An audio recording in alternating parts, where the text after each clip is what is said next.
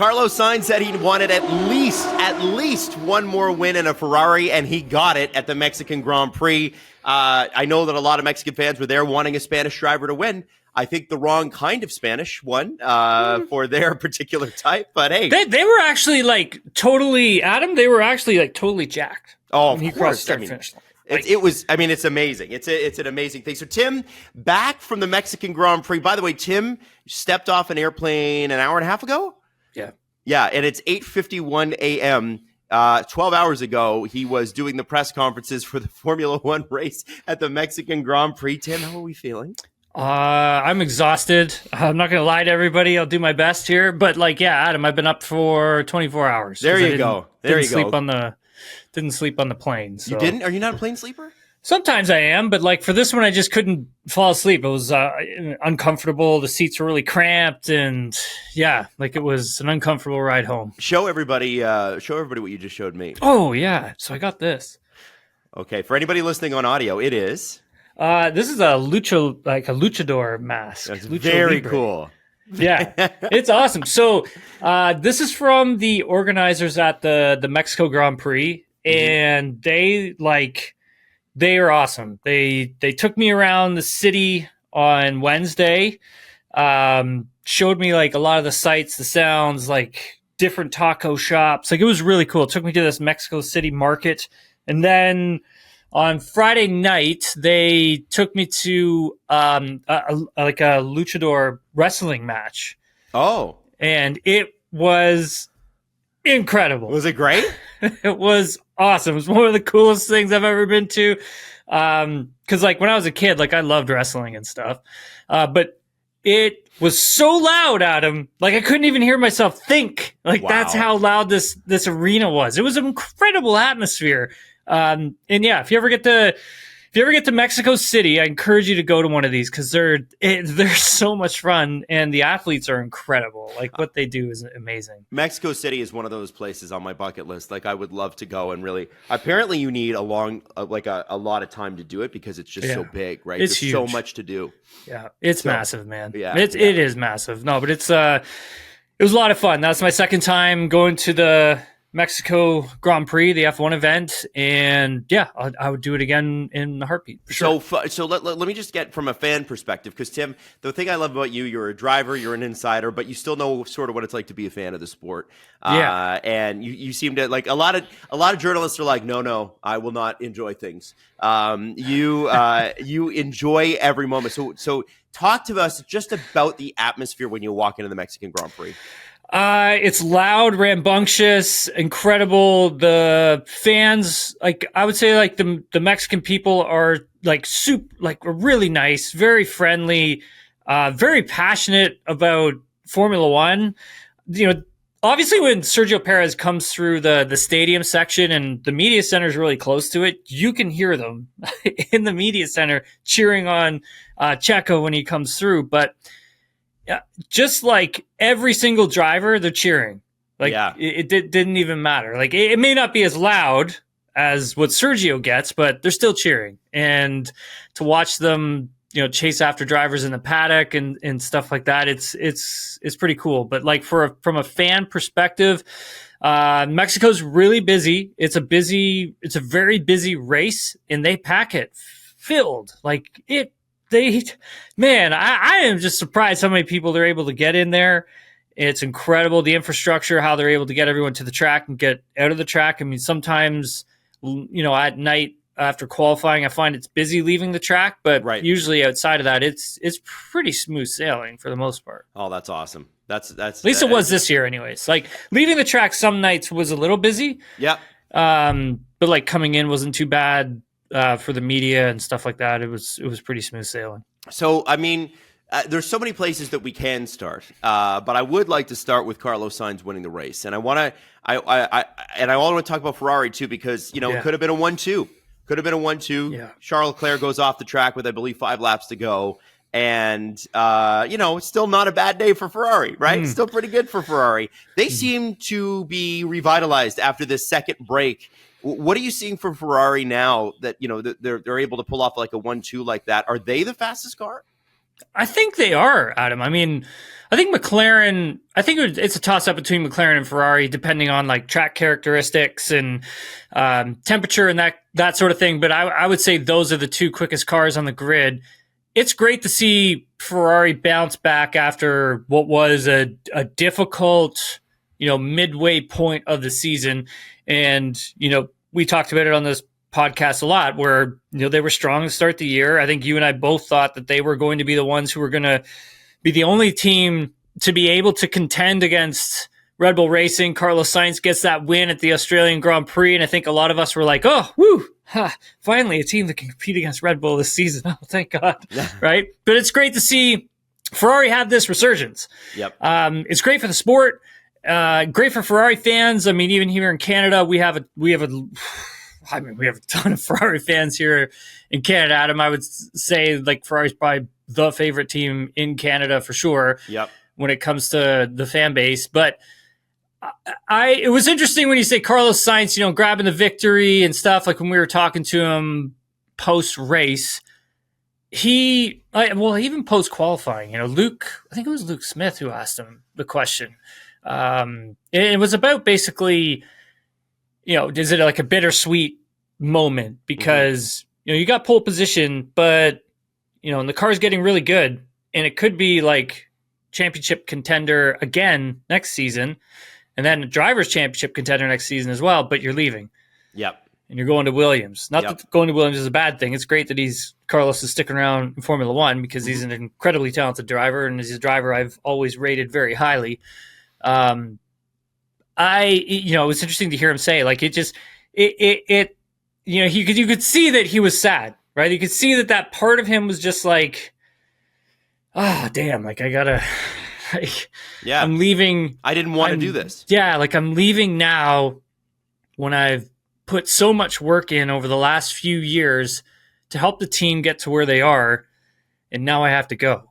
Yeah. And you could just, I felt that for him, I was just like, oh man, you know what? Like that sucks. Like it really sucks because I think Carlos is worthy of a car that should be competing for championships, drivers championships and constructors as well, because I think he's super talented. And to again, following the race, similar type of question put to him. And, I think for him, it was nice to have his family there, to have his girlfriend around, to, everyone could enjoy it. His dad was there, like all that kind of stuff. And it's just, a bit of a bittersweet moment, I think, for him. Yeah.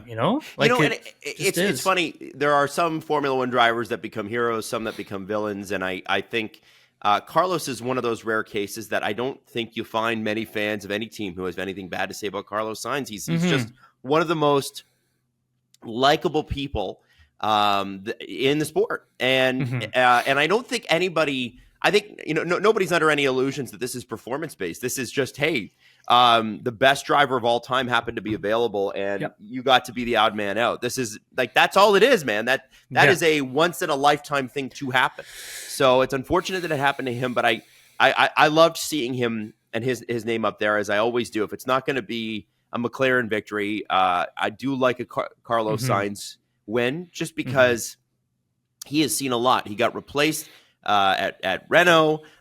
He went to McLaren, had a good couple years, and then left and went to a Ferrari team that was beleaguered, was not doing well, was not that it wasn't well run, but they just didn't seem to have all the kinks sorted out, and it took a couple years. And Fred Vasseur has come in and done a spectacular job, and it is a bummer that he's got to go because he's been a part of that upswing. Yeah, so, hard worker too, Adam. Like I think he's one of those drivers that first to the track, last to leave, always putting the work in, always studying, always sitting with the engineers, being around in Italy, around the factory a lot, always there, always hanging around. And I got a lot of respect for that because not only does he have the talent, but he also puts in the work that's required when you're not at a race weekend. And I think, that is going to translate really well when he gets to Williams Racing, and that's going to be huge for them to benefit from him in that respect. But again, when you come to the team in 2021, again, like you had said, rebounding from all the, the engine fiasco that they went through in 2019 and just trying to rebuild and get themselves back on top and really taking it to Charles in 2021 when he showed up. Yep. Struggled a bit in 2022, but then found his feet again in 2023 and again here in 2024. Just been really, really strong all season and has pushed Leclerc like a lot. So I can feel what he's sort of feeling, and I felt bad for him, but I was happy for him to see him get the win because he deserves it. For Charles Leclerc, a bit of a stinger, right? Shit happens and you go off the track. And what do you think happened? So I was gonna, okay. So what is it? What is it? We'll get to it later, but so Leclerc had a bit of a mistake in that corner, but it wasn't due to like him just making a mistake. It was actually more to the fact that the rear tires were going. Lando was like just hunting him down, and he was approaching fast, and there wasn't much that Leclerc could do. He was doing everything he could to keep Lando sort of at bay, and I thought he did a pretty remarkable job keeping Lando behind him for as long as he did. But man, that save that he had coming out of the last turn, that is one of the best saves I've seen in a Formula One car in a very long time, man. Like, so that was good. Oh, Adam, that thing was pointed right, left, 90 degrees, this way, that way, and he brought it back, made the save. That car should be in a million pieces right now. Wow. Just an incredible save. Incredible. Like even in the news, like even in the media center, I even almost stood out of my chair because when I saw it, I was just like, how did he bring that back? Like, I'll never know. He's incredible. He's a very special talent, right? And it really does. It really is. It speaks to that. Yeah. How do you think Ferrari feels about yesterday? Obviously happy. I think for the team, pushing towards that Constructors Championship and just seeing that is now a true possibility now that they've leapfrogged Red Bull in the Constructor standings, and they're right behind McLaren now. And that's exciting.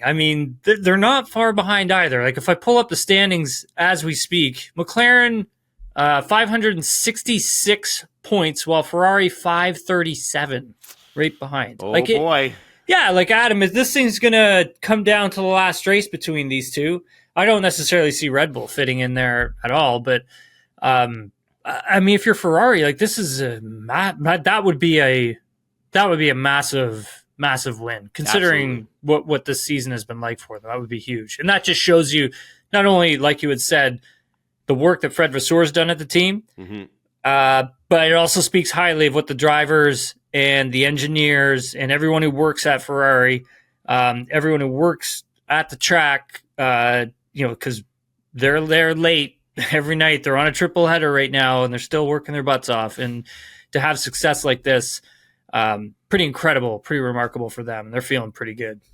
Tim, I look at the standings, and I look at what Piastri and Norris were able to pull off, and I can't help but think about Friday morning show when we did it, and we were talking about the evidence that McLaren brought forward to the FIA stewards about McLaren should not have been penalized the previous race. Lando Norris should have finished third instead of fourth.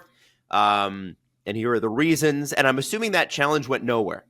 But we did leave this weekend with Max Verstappen taking a 20-second penalty.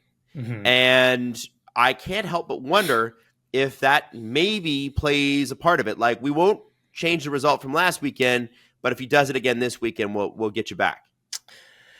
I want to say it was like Friday night. I think it was Friday. Yeah, it was Friday night. So on Friday night, I was at the track late before I went to the wrestling match. Yeah.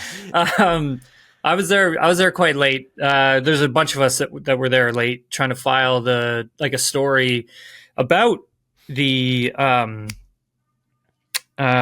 basically the FIA shooting down McLaren's petition of a right to review. Right. And the drivers were actually they were leaving when I was like getting ready to leave, and they had been in a driver briefing with the FIA for I want to say it was probably about 90 minutes.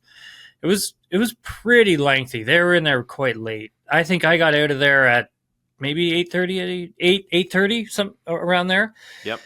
And it was basically a lot of talking about, and I wasn't in the room because I'm not allowed, but from what I have heard, it was a lot of it was talking about, rules of engagement, wheel-to-wheel combat. How is the FIA going to police it going forward because of what had happened at the U.S. Grand Prix? And there was a lot of driver discussion around that. And coming out of that, Carlos Sainz had mentioned to us on Saturday following qualifying that he expects there to be some form of guidelines coming out from the FIA around Qatar time. And that has to do with rules of engagement when going like wheel to wheel. And what does it look like?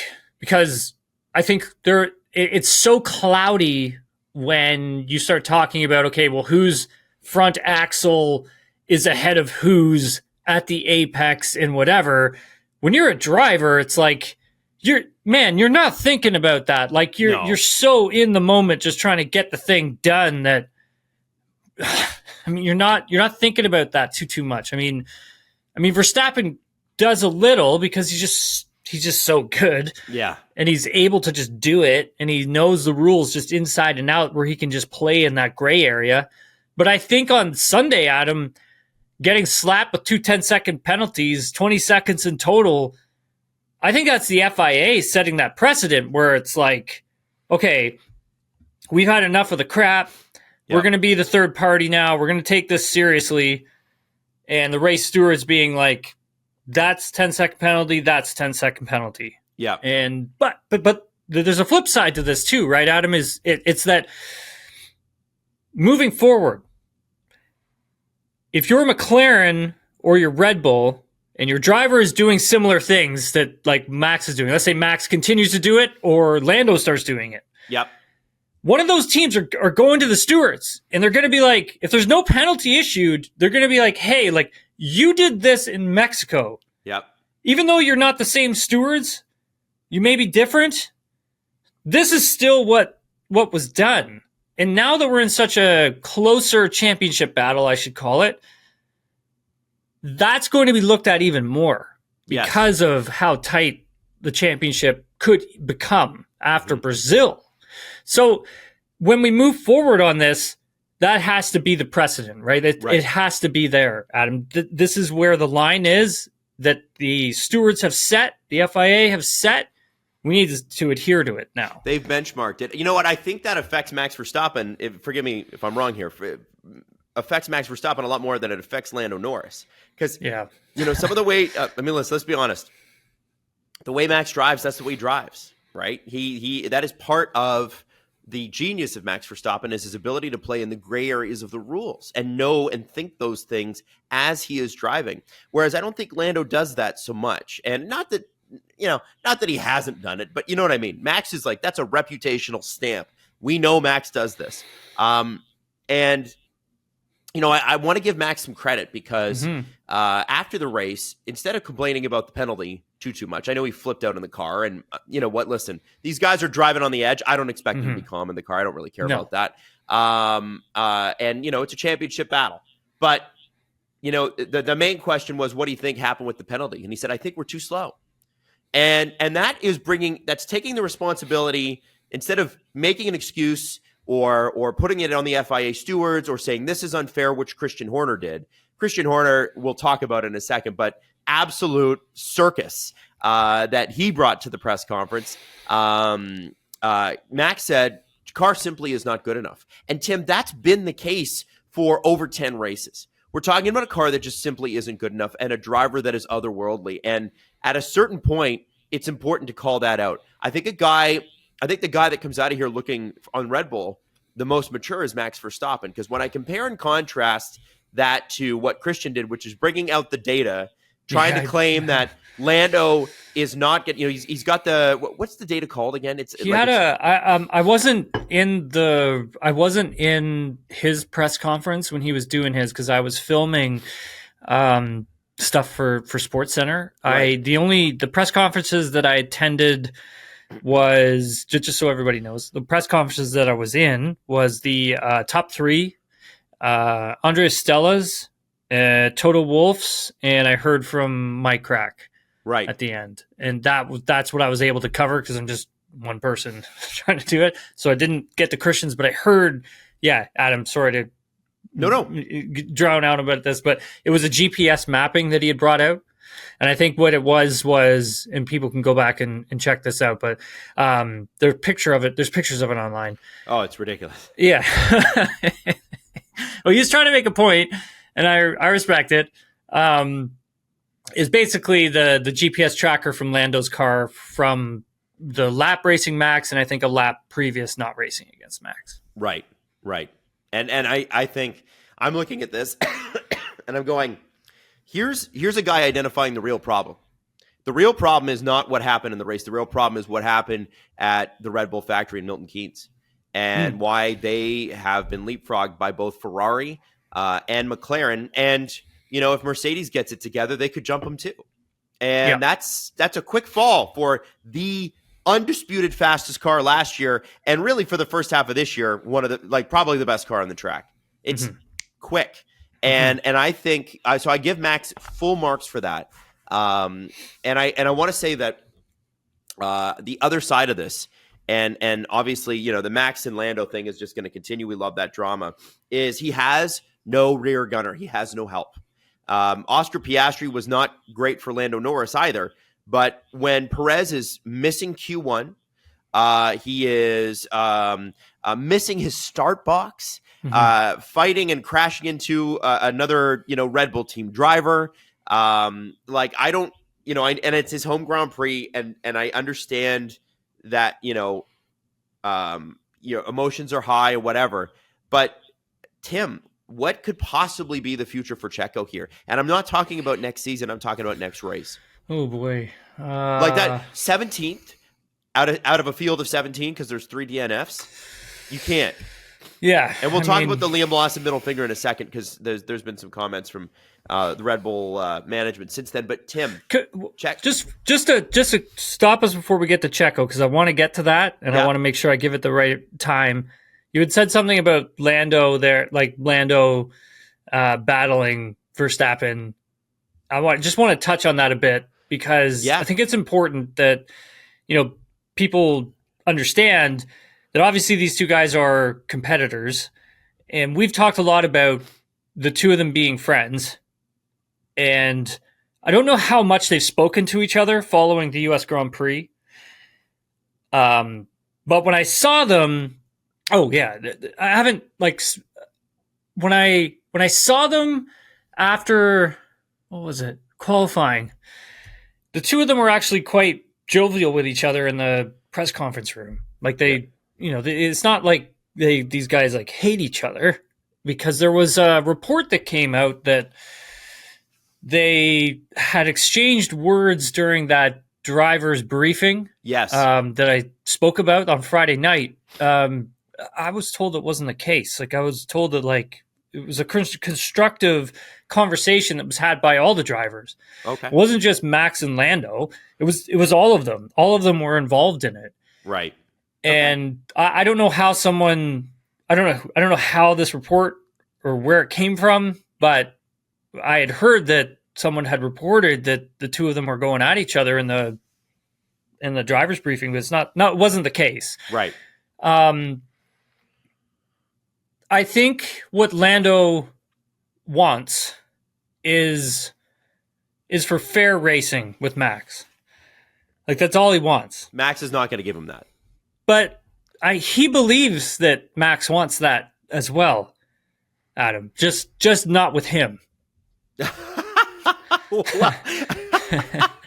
of course not with him. That's the guy who can take his championship away. I know. This is what I'm saying, where it's I think for Lando, I think he just wants that. That's what he wants. He wants to race. He wants to have good battles, but he wants it to be fair.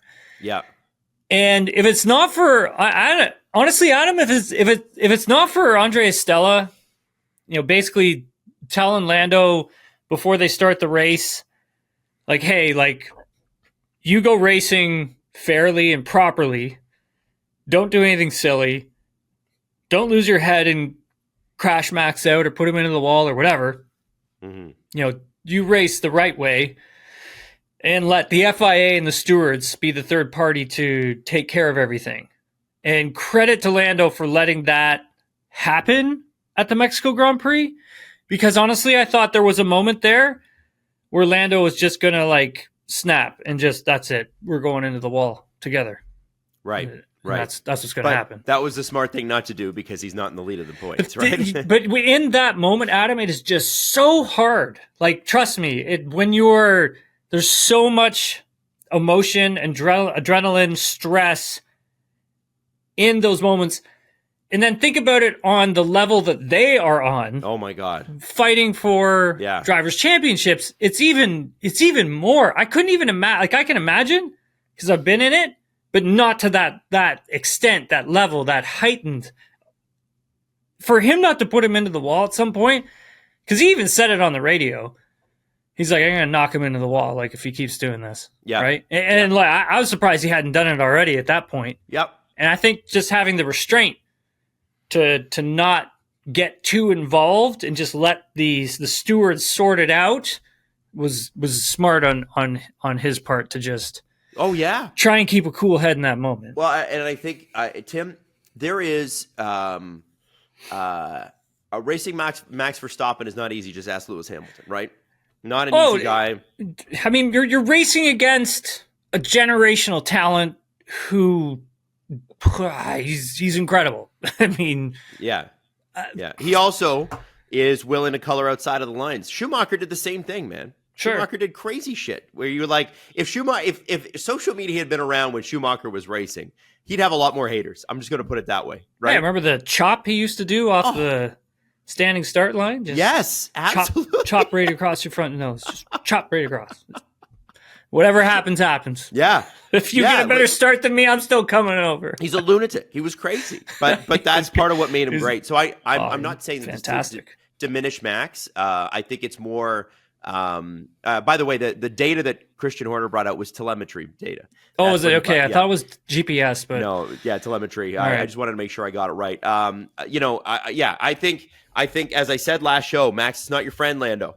Not your friend anymore. I don't care how constructive your conversations are, whatever. When you get on that track, first off, for the next month, just don't talk. Like, just put it away. Yeah. You guys can be friends later. You can be friends when you're retired. Yeah. Until then, F that guy. Win your championship. Yeah, it's a good point, Adam.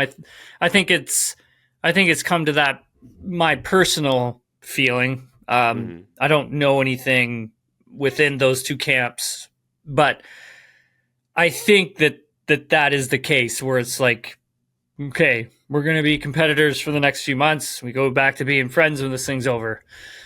And that's a smart thing to do. I would do it. That seems to be the most logical way of getting through it and trying to claim a driver's title. You'd mentioned Sergio. Yes.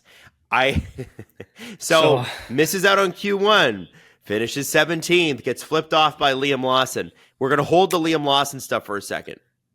We're not going to talk about that. Mm-hmm. I just want to talk about Checo. Yeah. It's not good enough, Tim. It's not. I think he knows it. He admitted it on Thursday. He just hasn't been driving well at all this year. And, Horner said it during his press conference. It's a performance-based business, and sometimes you have to make some really difficult decisions. And there could be some difficult decisions coming for Sergio.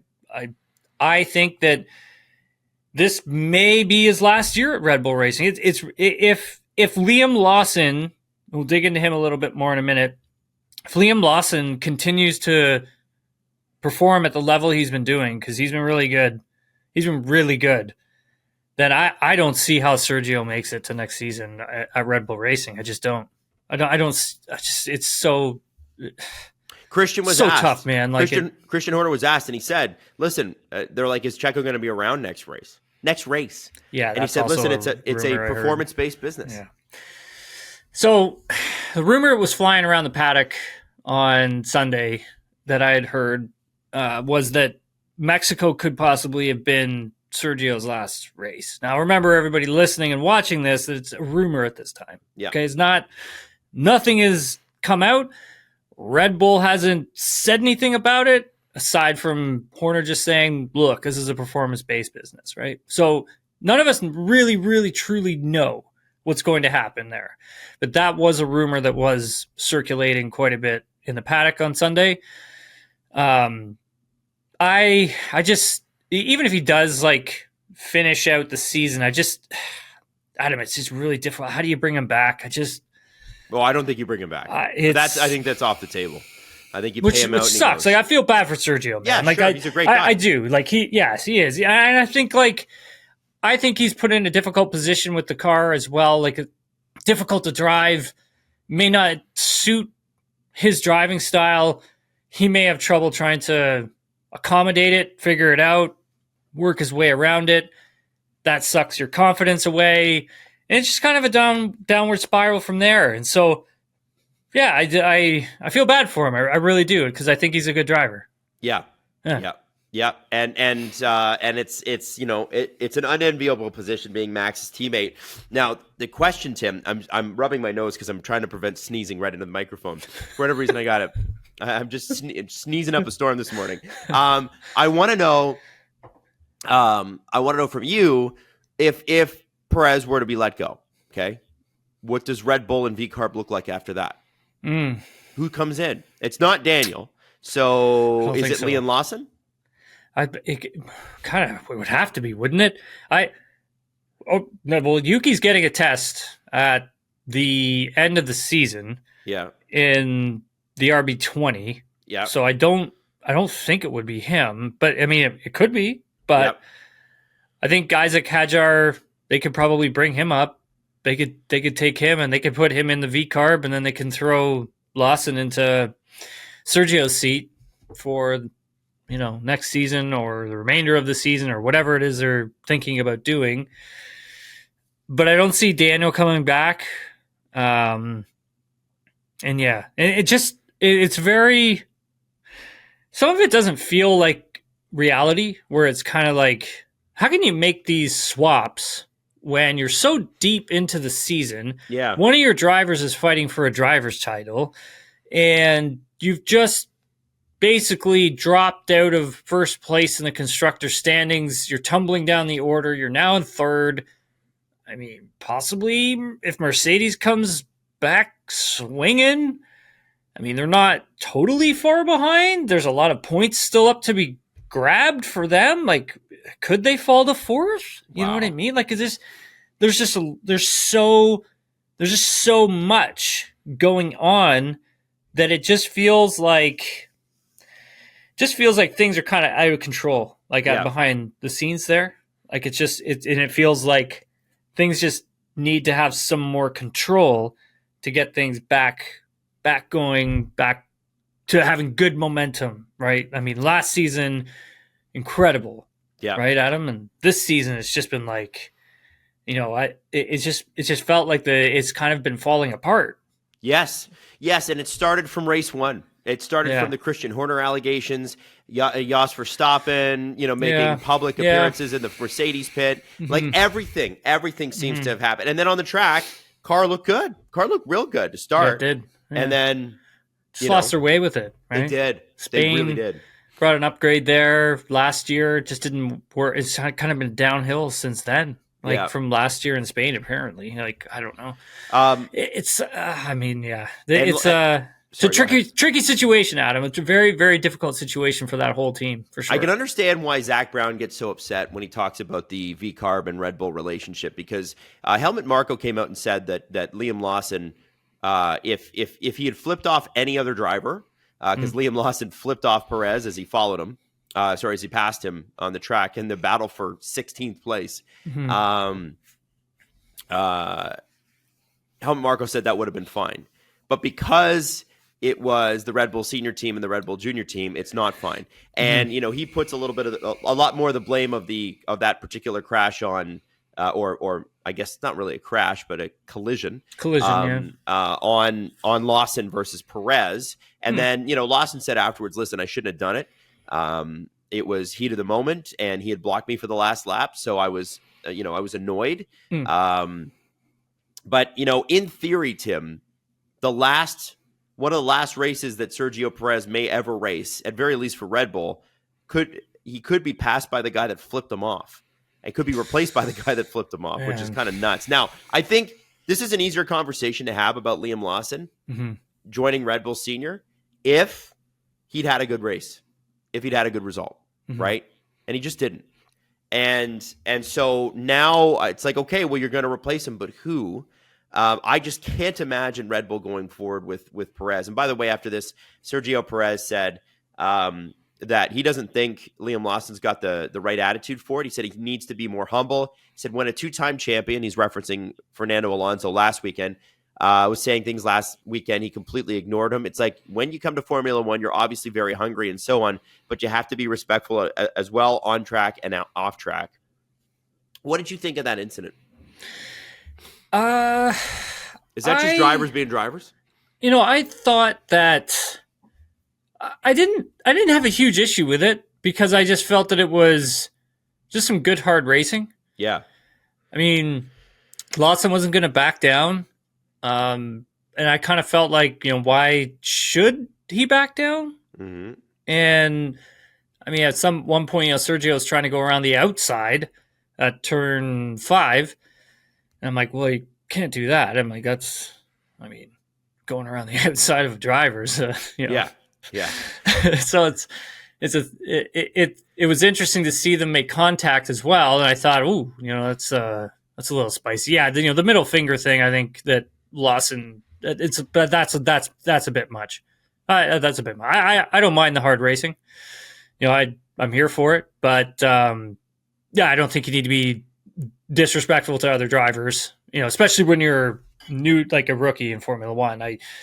You're kind of there to learn, not burn bridges, step on toes, piss people off, that kind of thing. Right. Lawson did apologize. Yeah. To Sergio for doing all that stuff. So, and I think Christian Horner spoke to him as well, which, I think he should have. Yeah. Yeah. But yeah, I don't have a problem with good hard racing, Adam. I really don't. No. I mean, maybe just don't flip off of a teammate. but then also I get it by this V-Carb, Red Bull Racing, they shouldn't be considered teammates is what I want to say. Junior team, senior team. It's just, they got their thing and you kind of got to watch out, for making contact with each other. You're kind of like teammates in a way, right? So I can see it from both sides, basically. Yep. And you're young and fiery. Lewis Hamilton and Sebastian Vettel had some great moments on and off the track. I also think about Hülkenberg and Magnussen, suck my balls, mate. Like, That was a Hungarian Grand Prix 2017, I think it was. Yeah. So, and by the way, I do want to mention, they had a great race, 8 points for Haas. They're incredible. They are incredible. And right? what's crazy, Tim, is neither of those guys are going to be back next year. I know. Right? They got this team to such a great spot, and they're going to leave it in a really great spot. Yeah. Adam, like we were talking about back on Friday, everyone at that team has worked so hard to get them where they are. It's just like this great underdog story that this team that's really punched above their weight level. And that's one of the things that I always love about Haas is that, when they were competitive, they were so exciting because they literally had nothing and they were doing something with nothing. Yes. And again, they don't have a lot right now, but they have really focused well on coming to the track, proper upgrades, making this thing fast, both drivers executing really well. Kevin Magnussen's really come to life after he got that penalty, or he couldn't race the next race. Like he's really come alive here, and it looks like he's found the right spot for him in the car to operate in, and I think Io Komatsu has done a terrific job. I just think everyone who works trackside at that team has done an amazing job as well. Like it's a great story.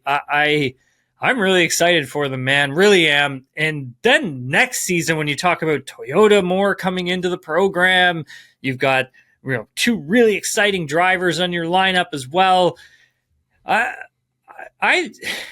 I think this could be a team that's going to be, could fight for like P5 in the Constructors next season, could fight for, top fives at some races. Like, could be some exciting times for Haas moving forward. Well, I was saying to Justin and Jesse, we were at a Justin Fisher, who is our social media guy for SDPN, Jesse Blake, who is who's been on this show before, produces and does so much, and is my business partner at SDPN here. We're all big F1 fans, and we're kind of saying like, listen, this. I'm excited to see Esteban Ocon in that car. Me too. He's such a fast driver, and that Alpine car sucks. And I'm just loving the idea of him in a car like this. It's going to be fun. And Oliver Bierman, that is going to be a fun lineup to watch. And in typical Haas fashion, we'll do our season preview next year, Tim, and we'll be like, well, I hope they finish 5th or 6th, and it'll be like, oh, they're 10th. Or they surprise everybody in their top 4. Like this team you just never can predict. Never. So yeah, you gotta love it. By the way, they have 46 points. Aston Martin with 86. Don't think it's catchable. I don't know. But things could get a little fun. Adam, first of all, gotta say what a great job Lance Stroll did in the race on Sunday. No credit given because he wasn't in the points. That is, statistically speaking, that's the 9th fastest team on the grid now. Aston Martin. 9th fastest? And Lance finished 11th. Finished 11th. He great race. Wow. Really great drive. Really, really great drive that went totally unnoticed.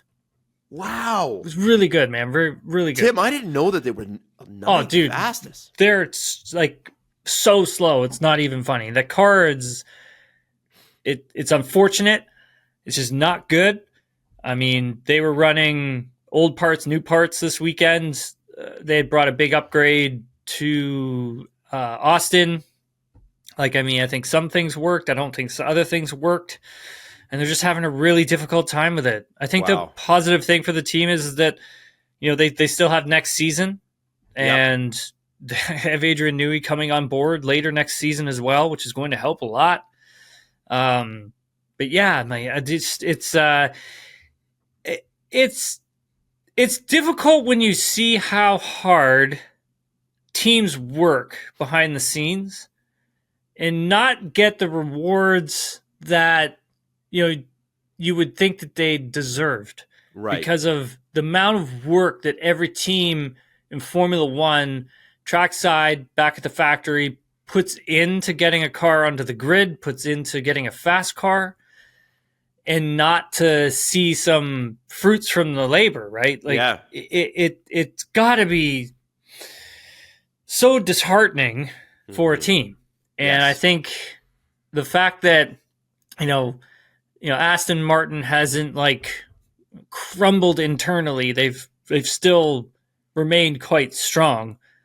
I think it just speaks to the leadership, behind the scenes, the likes of Mike Crack, keeping everybody together as a team on one page, moving forward, all that kind of stuff. And both drivers doing a great job with not a great car. It was a pretty impressive performance from them. But then when you think about Haas, who's just creeping up, man. Yeah. It's going to be tough. I think it's going to be hard for Aston, I think, to hang on to P5. But, I mean, let's see what happens. We have 4 more races to go. Man, it's going to be difficult. Let's, while we got it, let's get to those questions because we got to make sure we squeak some of them in. And I know a bunch of people posted them at overnight. I think you tweeted that out at midnight or something like that. Yeah, I don't even know where I was. I think I was in the Mexico airport. Don't even know where I was. Getting ready to board a plane. From Hassan Salim says, do you think Sainz showed how to really overtake Verstappen, or was that Verstappen really showing he only cares about racing and squeezing Lando Norris in the corners? Max was actually asked that, Adam. I can't remember who asked, or sorry, Carlos was actually asked that in the press conference. I can't remember who had asked it, but essentially Carlos just said he just sent that one. He felt really confident on the brakes going into turn one this whole weekend, and he felt that he'd get the best of Max going in there. And I don't think Max was prepared for Carlos's sort of lunge, and I think for Carlos, he was able to just hang on to it and keep it on the track, not to track limits, and take the spot back and win the race, really. So that's kind of like how I see it, and from the driver's perspective as well.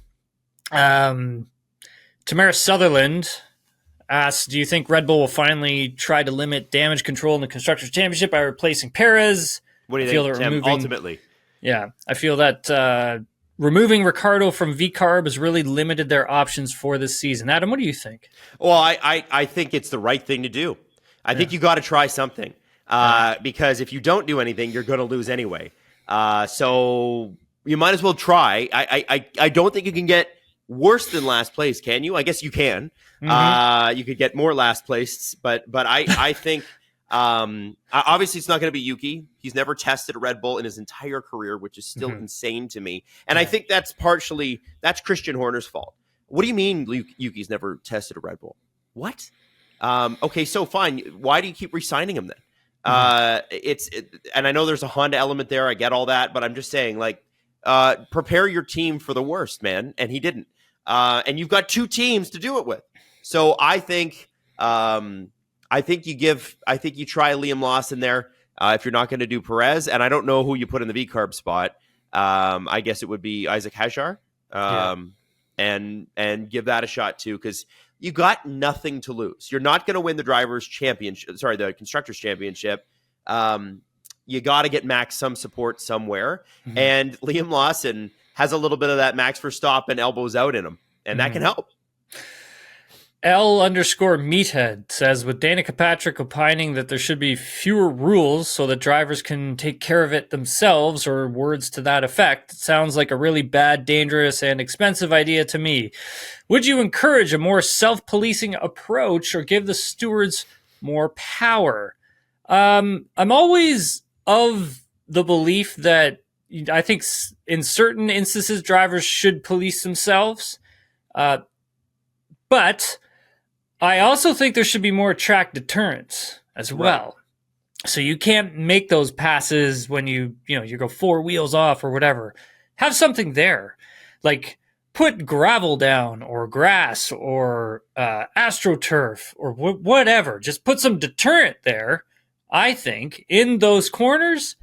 I don't think we're really having these conversations. Formula Robin, do you think Charles Leclerc will get community service for swearing in the press conference? Adam, do you know this story? Yeah, well, I know the Max Verstappen one where they ask him not to swear, but no, the community service I don't get. Okay, so where do I start? Okay, so following the race, we go into the press conference, and top three drivers are there.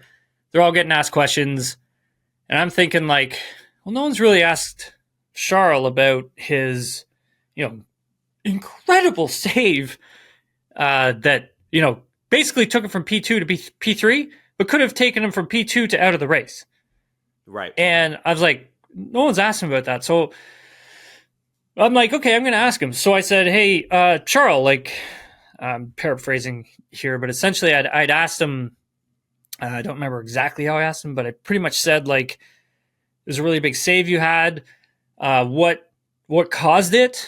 And, what did you say to yourself, or what did you think when you were able to bring the car back? And what I meant by bring the car back was when you were able to make the save.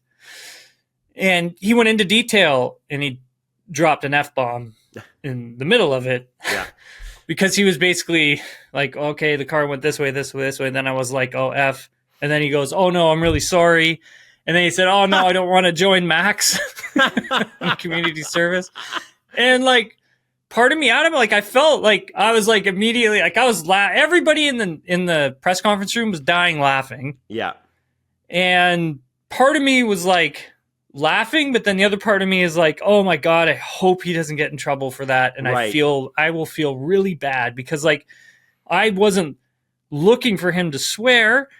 I appreciated it though that he told me like this is how it felt. Yeah. As a now reporter, journalist, pundit, insider, whatever the hell, I respect that because we don't necessarily get the inside of those moments where I know what that felt like. Right. For me, I know how that would have felt like. And it was just like, this is how it felt. I'm like, yeah, that's exactly how that would feel. And I wasn't sure what he was going to say. I mean, I don't know. He could have been saying like, "Oh, I was, singing the song The Looney Tunes once I made the save and carried on down the track." Like you just don't know. You don't know what they're thinking in that moment. So it's, I appreciated it that he was very open about the whole thing. But I would feel, I know it's not my fault, but I feel really bad if he gets community service or has to pay a fine or something. Yeah, of course. He did apologize. Yeah. Oh, come on. We got to let it go. It's just a little swear word. We're all adults here. Any other questions? That is it. All right. Well, Tim, listen, it's time for you to go to sleep. Actually, my thing is now, Adam, is just like, do I just like let it ride until bedtime or what? Well, you know what I mean? Like, or do I ruin my would sleep by sleeping now? And take a nap. Take a nap. It's good for your health. Yeah. Okay. If you take a nap early too, you can still go to bed at 10 o'clock tonight. Yeah. Good point. All right. That's what I would do. I'll take your advice. To me, Dr. Adam. As somebody who woke up at 4:30 a.m. for 10 years for work, and I fucking hated it. I'll tell you, I hated every minute of it. I love the work. Love the work. Hated waking up. Sleep is the most important number one thing. So, Tim, I'm always going to tell you to have a good sleep. All right? Always. I'm going to be your dad about this. Get to bed, sir. And I had a blast with you. We got some special stuff planned for the next few weeks. I'm very excited about. So, Tim, fucking great race, man. It was awesome. I'm tired too. You swore just more than the drivers have in this podcast. Me and Charles. And we'll see you on Thursday, sir. All right, buddy. See ya.